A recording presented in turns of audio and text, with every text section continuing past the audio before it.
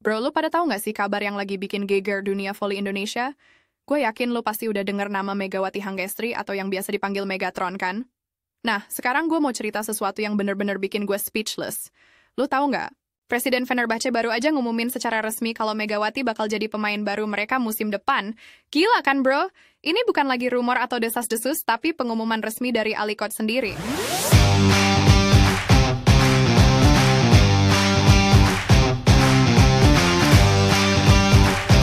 Oke, sebelum kita bahas lebih lanjut, gue mau ngingetin kalian semua buat like, subscribe, dan nyalain notifikasi bell di channel ini.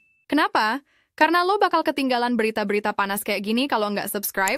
Ayolah guys, bantu channel kita tumbuh supaya bisa terus kasih info-info terkini soal dunia volley yang lo suka. Tinggal pencet tombol merah di bawah, nggak pakai bayar kok. I feel nauseous, believe me. Never had a lot of shit come easy. Oke bro, langsung aja kita masuk ke berita pertama yang bener-bener bikin gue merinding. Jadi ceritanya gini, Presiden Fenerbahce, Alikot, akhirnya buka suara dan ngumumin secara resmi kalau Megawati Hangestri bakal jadi oposit baru klub mereka untuk musim depan. Gue tahu lu pasti mikir, ini kan udah dibahas kemarin-kemarin.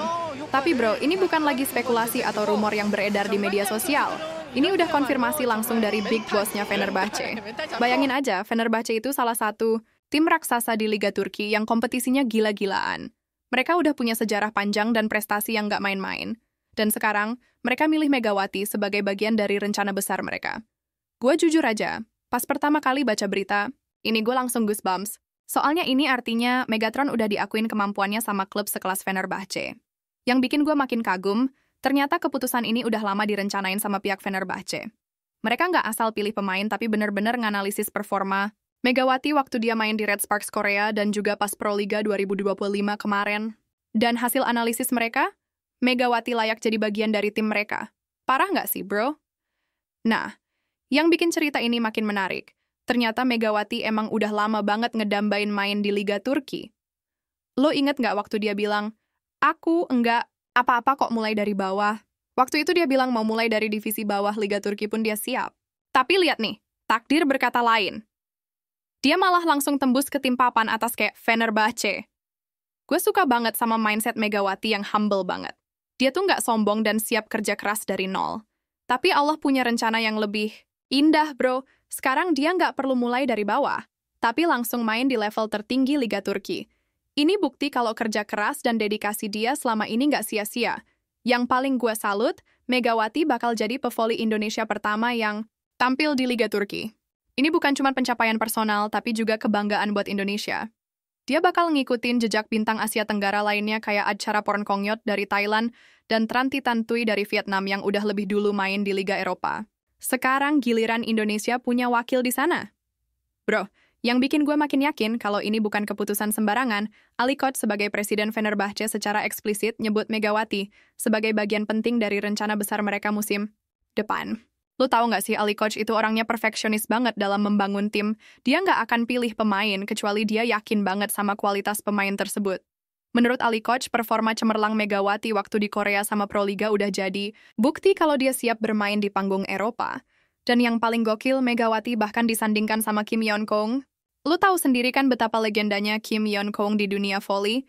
Dia tuh superstar volley Korea yang udah terkenal sedunia dan pernah bersinar waktu berseragam Fenerbahce juga. Gue jujur aja, pas baca ini langsung mikir, wah, ekspektasi tinggi. Banget ini buat Megawati. Tapi di sisi lain, gue yakin banget Megatron bakal bisa membuktikan diri.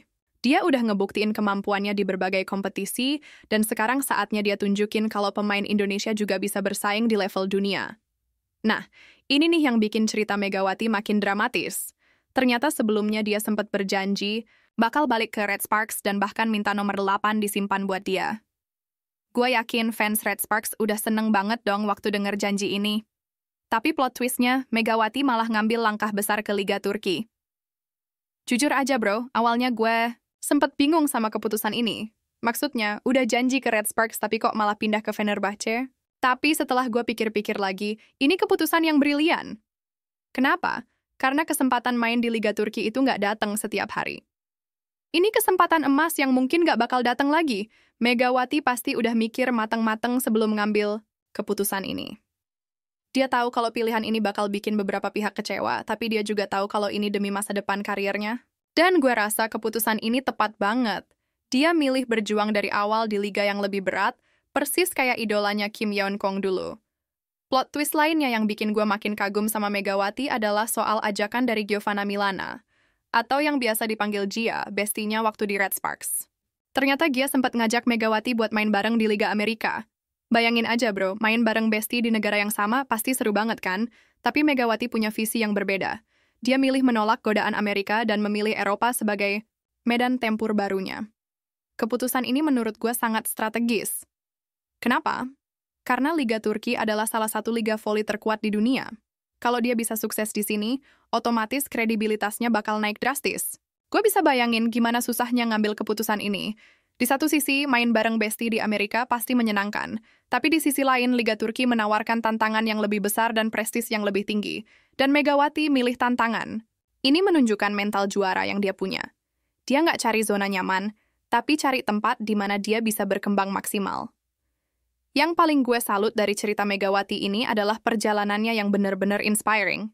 Dia pernah bilang, aku nggak apa-apa kok mulai dari bawah waktu ditanya soal keinginannya main di Liga Turki. Tapi kenyataannya, dia langsung menembus Fenerbahce yang merupakan tim papan atas. Ini bukan kebetulan, bro. Ini hasil dari tekad dan kerja keras Megatron yang konsisten selama bertahun-tahun. Dari mulai main di Liga Domestik Indonesia, terus ke Korea, dan sekarang ke Turki. Setiap langkah yang dia ambil selalu naik level. Dan yang paling keren, dia selalu humble dan siap belajar di setiap tempat. Liga Turki bakal jadi tempat pembuktian yang sesungguhnya buat Megawati. Di sini dia bakal ngebuktiin kalau pemain Asia Tenggara, khususnya dari Indonesia, bisa bersaing di level elit dunia. Gue yakin banget dia bakal sukses, karena mentalitas dan skillnya udah terbukti di berbagai kompetisi sebelumnya. Sebelum announcement resmi dari Fenerbahce, ternyata ada rumor kalau Megawati bakal main di Prancis bersama Levallois Paris Saint-Cloud. Gue sempat excited juga sih waktu dengar rumor ini, soalnya Liga Prancis juga lumayan kompetitif. Tapi ternyata rumor itu cuma angin lalu. Setelah Presiden Fenerbahce mengumumkan langsung perekrutan Megawati, semua rumor tentang Prancis langsung sirna. Ini menunjukkan betapa seriusnya Fenerbahce dalam membangun tim yang tangguh di musim baru. Mereka nggak main-main dalam mencari pemain berkualitas, dan pilihan mereka jatuh ke Megawati.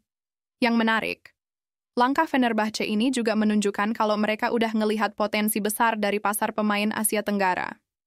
Dengan merekrut Megawati, mereka secara tidak langsung ngasih signal ke pemain-pemain Asia Tenggara lainnya kalau Liga Turki terbuka buat mereka. Ini bisa jadi awal yang bagus buat ekspansi pemain-pemain dari region kita ke Eropa. Akhirnya, setelah sekian lama spekulasi dan rumor, keputusan final Megawati akhirnya terkuak. Dia memang udah sepakat untuk bergabung dengan Liga Turki, khususnya Fenerbahce.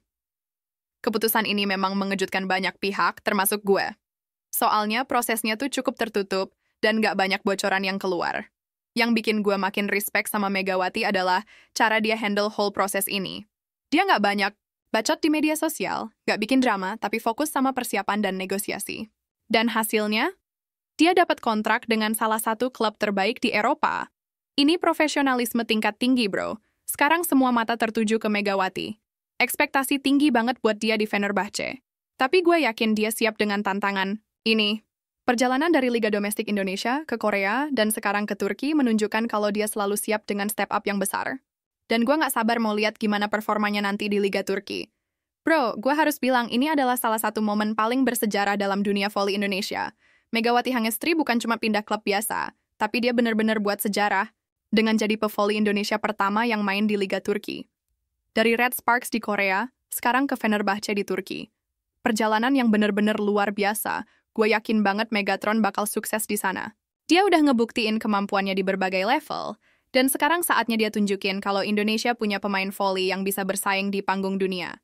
Kita sebagai fans Indonesia harus dukung penuh perjalanan dia di Fenerbahce nanti. Yang pasti keputusan Megawati ini bakal jadi inspirasi buat pemain-pemain muda Indonesia lainnya. Mereka bakal tahu kalau dengan kerja keras dan dedikasi, mereka juga bisa mencapai level internasional. Siapa tahu nanti ada pemain Indonesia lainnya yang nyusul Megawati main di liga-liga Eropa. Makasih banget udah nonton video ini sampai habis, bro. Jangan lupa like, subscribe, dan nyalain notifikasi biar lo nggak ketinggalan update berita olahraga terbaru dari channel 11 menit. Drop komen juga dong, gue pengen tahu pendapat lo soal perpindahan Megawati ini. Apakah ini keputusan yang tepat? Atau lo punya pandangan lain? Gue tunggu komen lo. Sampai ketemu di video berikutnya, dan jangan lupa terus dukung atlet-atlet Indonesia yang berjuang di kancah internasional. Mereka butuh support dari kita semua. See you, bro!